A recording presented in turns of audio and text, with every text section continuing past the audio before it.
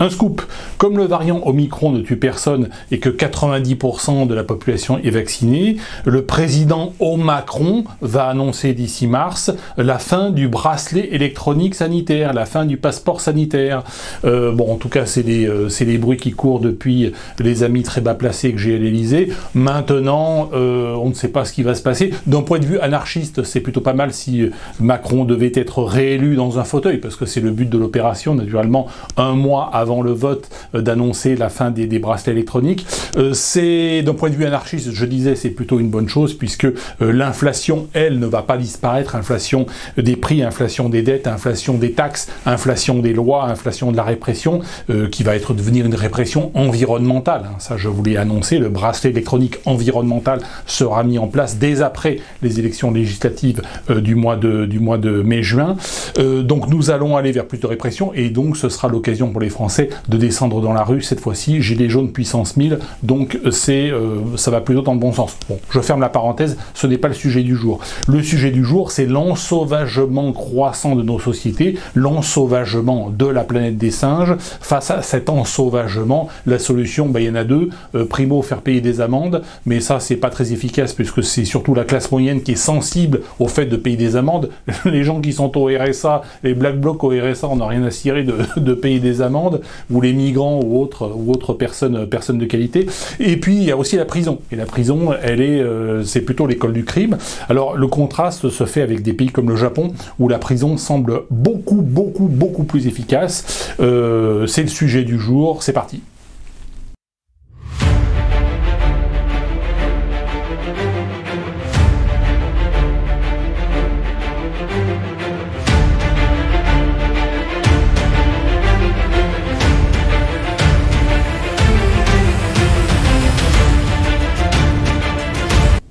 Nous vivons en effet dans une société dans laquelle nous nous habituons au homejacking, au carjacking, au happy slapping, le fait de donner une baffe ou tabasser en filmant un pauvre R, et en général un pauvre type ou une pauvre fille.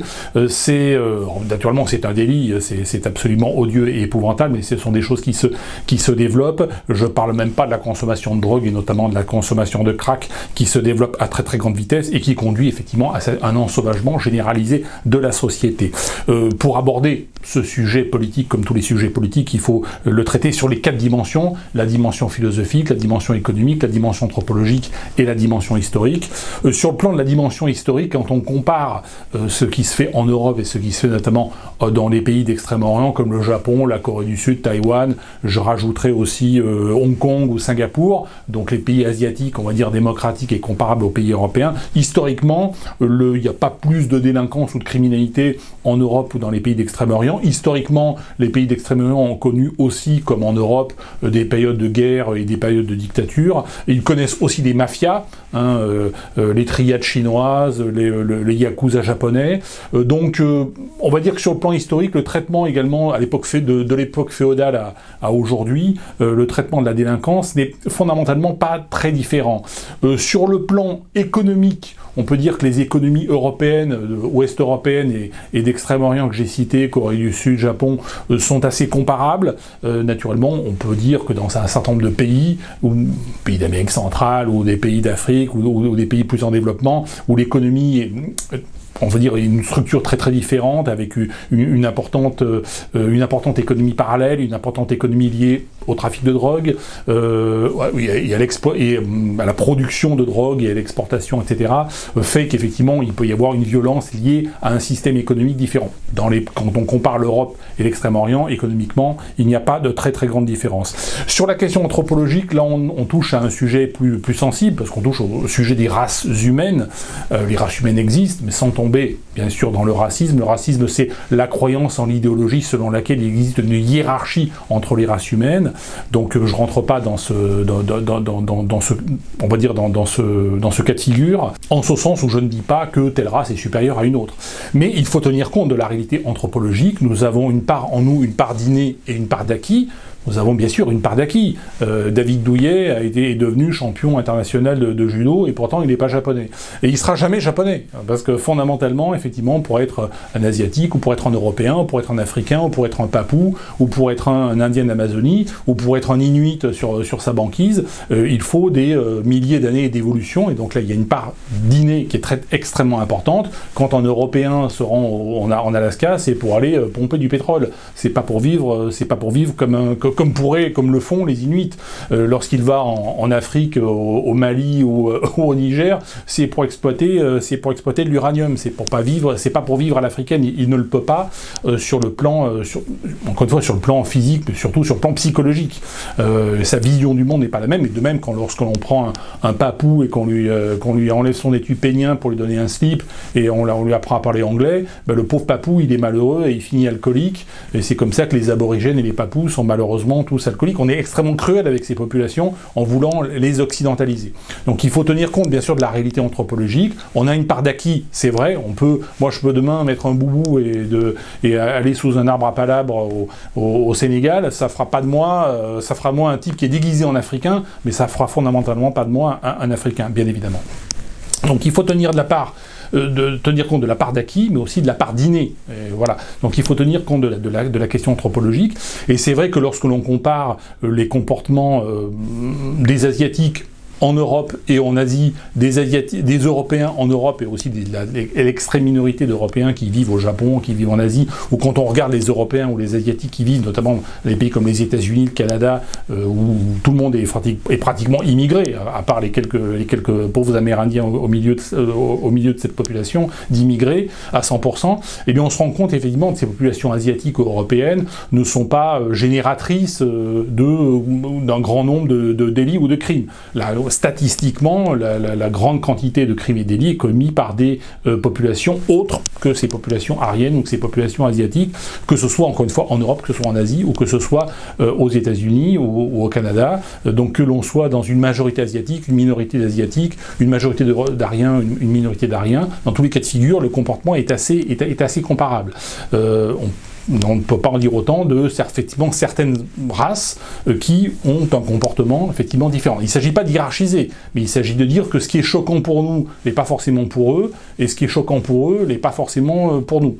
Il est évident que les sociétés européennes et américaines devront aller vers ce que j'appelle la purification ethnique. C'est un gros mot, effectivement, mais c'est ce qui a permis, notamment en 1945, de faire en sorte que l'Europe entre dans une période de paix durable, parce que les populations et les minorités allemandes qui étaient présentes en Pologne, en Lituanie, en Ukraine, en Tchéquie, elles ont été chassées de ces pays-là. En 1945, le tiers des Allemands sont des déplacés. Alors, encore une fois, il ne s'agit pas moi, je ne suis pas du tout anti-allemand. Simplement, il faut bien reconnaître que le fait, effectivement, qu'il y ait eu dans ces pays d'Europe orientale des minorités allemandes très importantes pendant très longtemps, a posé des problèmes de sécurité, des problèmes de guerre. On a le même problème aujourd'hui en Ukraine, avec une minorité russophone très importante dans la partie orientale de l'Ukraine qui peut aboutir à une guerre et qui peut dégénérer dans une guerre européenne, une nouvelle guerre européenne. Donc il faut tenir compte de ces réalités anthropologiques. Le fait aussi qu'en 1948, par exemple, Israël ait donné la nationalité israélienne à 20% d'Arabes palestiniens pose une question sur le long terme, effectivement, et il faudra passer forcément pour avoir une société complètement apaisée sur le très long terme par ce que j'appelle une purification ethnique, c'est-à-dire une séparation des gens. Et ça ne veut pas dire que l'un est supérieur à l'autre, mais ça veut dire que c'est sur le long terme la solution, comme on a eu la solution en Europe. La purification ethnique allemande a été nécessaire, hein, notamment pour les pays d'Europe orientale. Eh bien, elle sera nécessaire à plus grande échelle, à l'échelle américaine, à l'échelle européenne. On voit que les États-Unis essaient de gérer, de traiter cette question anthropologique en multipliant le nombre de prisons. Donc l'Europe a un traitement différent et fait un traitement beaucoup plus social. Dans un cas comme dans l'autre, cela ne fonctionne pas. La délinquance délinquance, la drogue, la violence continue de croître, continue de se répandre.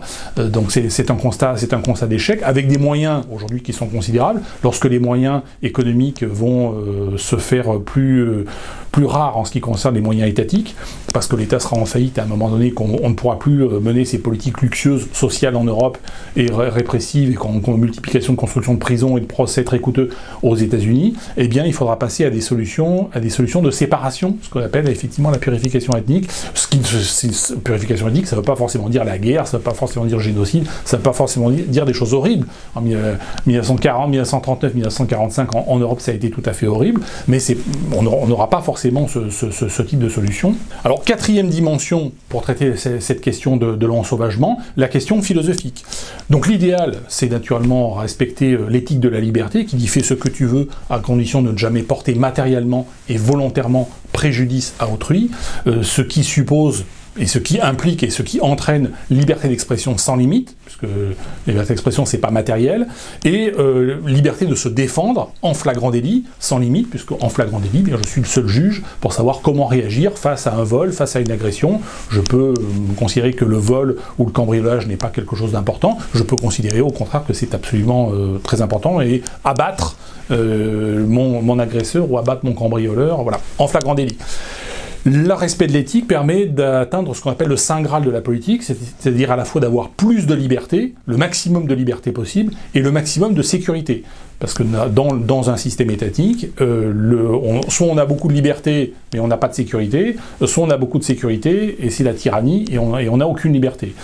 Comme le disait Benjamin Franklin, ceux qui sacrifient leur liberté pour un peu de sécurité ne méritent ni l'une ni l'autre, et perdront les deux.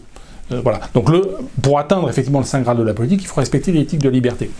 Comme on n'est pas encore entré dans l'âge d'or et que l'application de l'éthique de la liberté n'est pas forcément pour tout de suite, nous pouvons espérer qu'elle le sera dans les décennies ou dans les années à venir, mais pour l'instant ce n'est pas encore le cas, eh bien il faut se rabattre sur des solutions, sur des solutions plus pratiques.